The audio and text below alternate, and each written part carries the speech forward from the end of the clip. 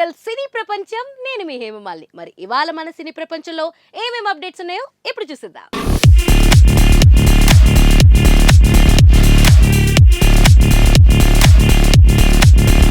ముందుగా first thing, trollers కి Allu Arjun team warning. Delete చెయ్యకపోతే ఇంతకీ ఏంటా వార్నింగ్ ఇప్పుడు తెలుసుకుందాం.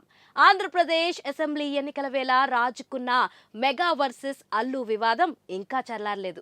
ఎన్నికలు పూర్తయ్యాయి, ఫలితాలు వచ్చేసి ప్రభుత్వాలు మారిపోయినా కూడా ఇంకా సోషల్ మీడియాలో మాత్రం పరిస్థితి అలానే ఉంది.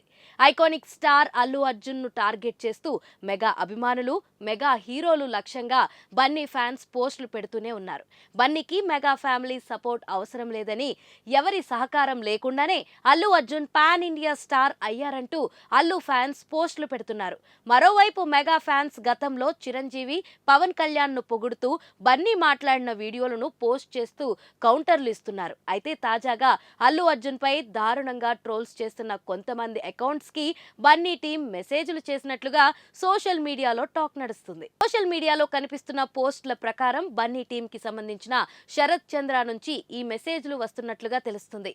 నేను అల్లు అర్జున్ ఆఫీస్ నుంచి మెసేజ్ చేస్తున్నాను. మీరు మీ అకౌంట్ నుంచి అల్లు అర్జున్ మీద వార్నింగ్, అసభ్యకర పోస్టులు పెడుతున్నట్లుగా మాకు సమాచారం ఉంది.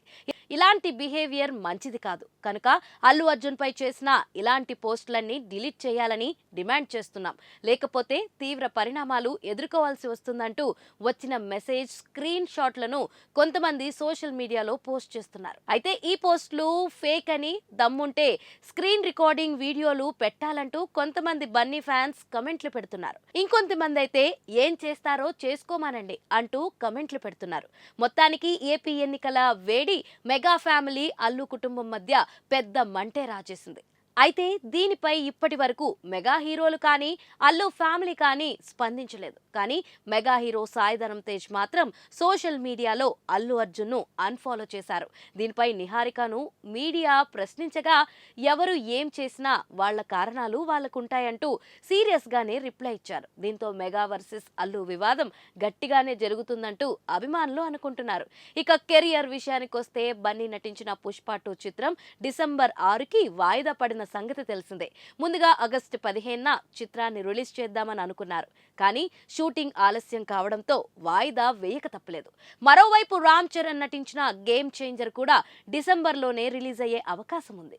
మన సినీ ప్రపంచంలో నెక్స్ట్ అప్డేట్, కల్కి క్లైమాక్స్ లో ఆ ఐడియా కమల్ గారిదే అని నాగశ్విన్ అంటున్నారు. ఇంతకీ ఏంటి ఐడియా ఇప్పుడు చూసిద్దాం.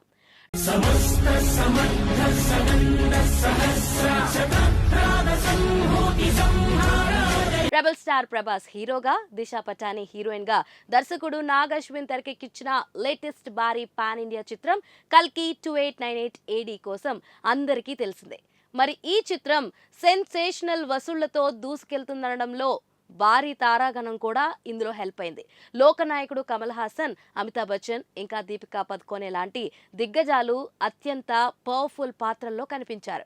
మరి ఇదిలా ఉండగా ఈ సినిమాలో ఒక నటుడికి సపరేట్ అప్లాస్ దక్కగా ఉన్న కాసేపైనా కూడా కమల్ హాసన్ పోషించిన యస్కిన్ ఆడియన్స్ లో ఏ రేంజ్ హైప్ ని అందించిందో ప్రత్యేకంగా చెప్పాల్సిన పని లేదు.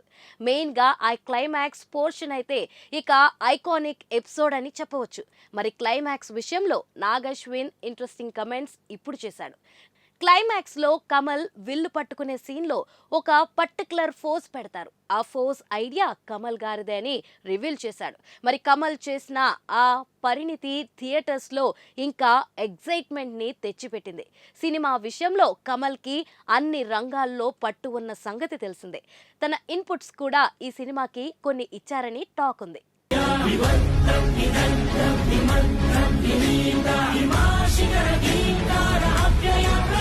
మన సినీ ప్రపంచంలో నెక్స్ట్ అప్డేట్, వాళ్ళని నడి రోడ్డు మీద అడ్డంగా నరికేయాలి, మంచు లక్ష్మి ఆవేశం. ఇంతకీ దేనికి ఆవేశం ఇప్పుడు తెలుసుకుందాం. కామెడీ పేరుతో సోషల్ మీడియాలో చిన్న పిల్లలపై నీచమైన కమెంట్లు చేసి రాక్షసానందం పొందిన యూట్యూబర్ పి హనుమంతుపై రోజురోజుకి అగ్రజ్వాలలు పెరిగిపోతున్నాయి. ఇప్పటికే ఈ వివాదంపై హీరోలు సాయి ధరమ్ తేజ్, అడివిశేష్, నారా రోహిత్, మంచు మనోజ్, విశ్వక్ సేన్, సుధీర్ బాబు, కార్తికేయ వంటి వారు రియాక్ట్ అయ్యారు. సోషల్ మీడియాలో వీరు చేసిన యుద్ధానికి ప్రభుత్వాలు కూడా స్పందించి సదరు యూట్యూబర్లపై చర్యలకి ఆదేశించారు. అయితే తాజాగా ఈ ఘటనపై మంచు లక్ష్మి కూడా ఫైర్ అయ్యారు. మంచు లక్ష్మి ప్రధాన పాత్రలో నటించిన ఆదిపర్వం సినిమా ఈవెంట్లో ఓ రిపోర్టర్ అడిగిన ప్రశ్నకి మంచు లక్ష్మి రియాక్ట్ అయ్యారు.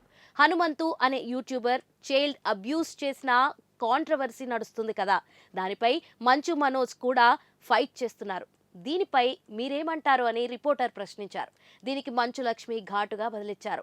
చైల్డ్ అబ్యూస్ చేసే వాళ్ళని అడ్డంగా నరికేయాలని నా ఉద్దేశం, నడి రోడ్డు మీద వాళ్ళని నరికేయాలి అంటూ లక్ష్మి అన్నారు. ఈ కమెంట్స్ ప్రస్తుతం సోషల్ మీడియాలో వైరల్ అవుతున్నాయి. డార్క్ కామెడీ పేరుతో ఆడవాళ్లు, పిల్లలపై నీచమైన కమెంట్లు చేస్తూ వాటిని సోషల్ మీడియాలో అప్లోడ్ చేస్తున్నారు పి హనుమంతు లాంటి యూట్యూబర్స్. వీరిపై చర్యలు తీసుకోవాలంటూ నెటిజన్లు కూడా పెద్ద ఎత్తున డిమాండ్ చేస్తున్నారు. దీంతో అటు ఏపీ, ఇటు తెలంగాణ ప్రభుత్వాలు ఇప్పటికే ఈ వివాదంపై స్పందించాయి. వీరిపై పోక్స్ చట్టం కింద కూడా చర్యలు తీసుకుంటామని తెలిపారు.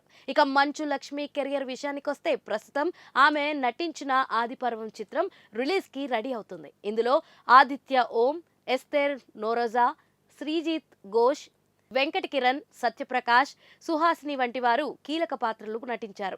తెలుగుతో పాటు కన్నడ, హిందీ, తమిళ, మలయాళంలో ఈ సినిమా రిలీజ్ కానుంది. పీరియోడిక్ డ్రామాగా ఈ సినిమాను తెరకెక్కించనున్నారు దర్శకుడు సంజీవ్ మేగోటి. తాజాగా ఈ సినిమా సాంగ్ లాంచ్ కార్యక్రమం హైదరాబాద్ లో జరిగింది. ఆదిపర్వం సినిమా ఆడియన్స్ అందరికీ నచ్చుతుందని ఈ సందర్భంగా మంచు లక్ష్మి అన్నారు. ఈ సినిమాలో గ్రాఫిక్స్ అద్భుతంగా ఉంటాయంటూ ధీమాగా చెప్పారు. ప్రతి ఒక్కరూ సినిమా చూసి తమను ఆశీర్వదించాలని మంచు లక్ష్మి కోరారు. చాలా రోజుల తర్వాత మంచు లక్ష్మి మరోసారి ప్రధాన పాత్రలో నటించిన చిత్రం ఇదే కావడం విశేషం. చైల్డ్ అబ్యూస్ చేసిన వాళ్ళని అడ్డంగా నరకాలని నా ఉద్దేశం, నడి రోడ్డు మీద నరకాలని నా ఉద్దేశం. మన సినీ ప్రపంచంలో నెక్స్ట్ అప్డేట్, జపాన్ జనాలకు నచ్చేసిన సలార్. ఇంతకీ ఏం నచ్చింది అవన్నీ కూడా ఇప్పుడు తెలుసుకుందాం.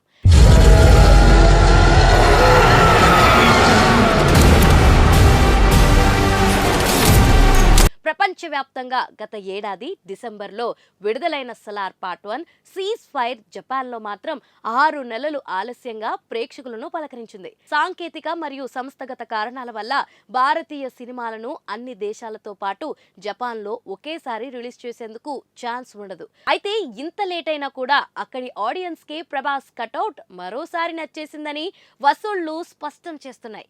ఇప్పటిదాకా సుమారు 23 మిలియన్ల జపాన్ యూన్లు వసూలు చేసినట్లు ట్రేడ్ రిపోర్ట్. యుఎస్ డాలర్ లెక్కల్లో చూసుకుంటే $1,42,000 అవుతుంది. ఇంకా మొదటి వారం పూర్తి కాకపోవడంతో 28 మిలియన్ జపాన్ యూన్లో దాకా చేరుకోవచ్చు. ఇప్పటిదాకా ఆ దేశంలో ఫస్ట్ వీక్ అత్యధిక ఓపెనింగ్ వసూలు చేసిన వాటిలో ఆర్ఆర్ఆర్ మొదటి స్థానంలో ఉంది. దానికొచ్చిన మొదటి వారం గ్రాస్ కలెక్షన్ 44 మిలియన్ జపాన్ యూన్లకు పైనే. ఆ తర్వాత స్థానం సాహో పేరు మీదే ఉంది, 23 మిలియన్ల దాకా రాబట్టింది. సలార్ దాన్ని దాటే అవకాశాలు పుష్కలంగా ఉన్నాయి. బాహుబలి కన్నా వీటికే మెరుగైన ఫిగర్లు నమోదు కావడం గమనించాల్సిన విషయం. అయితే ఆర్ఆర్ఆర్ ఫైనల్ జపాన్ కలెక్షన్ సుమారు 1955 మిలియన్లు యూన్లు. దీన్ని అందుకోవడం మాత్రం సలార్కు జరగని పని. లెక్కల సంగతి పక్కన పెడితే సలార్కొచ్చిన మిక్స్డ్ టాక్ ప్రకారం చూసుకుంటే జపాన్లోనూ బ్లాక్ బస్టర్ కింద పరిగణించాలి. ప్రభాస్ ప్రత్యేకంగా ఒక మీడియా బైట్ అలాగే ప్రమోషన్స్లో పాల్గొన్నాడు. దీనికే ఇలా ఉంటే కల్కి 2898 ఏడీకి జపాన్ దేశంలో ఏ స్థాయిలో స్పందన ఉంటుందో చెప్పడం కష్టం. త్వరలో ప్లాన్ చేయబోతున్నారు, కానీ ఎంత లేదన్నా డిసెంబర్ లేదా వచ్చే ఏడాది జనవరిలో విడుదల కావచ్చు. మరి ఓటీటీలో వచ్చేసి ఉంటుందనే అనుమానం అక్కర్లేదు. జపాన్లో ఓటీటీలు, పైరసీలు అన్నీ కఠిన నియంత్రణలో ఉంటాయి. ఏం చేసినా అనఫీషియల్ వర్షన్లను చూడడం అసాధ్యం. సో చూసారు కదా, ఇదండి ఇవాల్టి సినీ ప్రపంచం. మరొక ఇంట్రెస్టింగ్ అప్డేట్స్ తో మళ్ళీ కలుసుకుందాం. అప్పటి వరకు చూస్తూనే ఉండండి పూరా local. This is your Hemamalini signing off. Bye.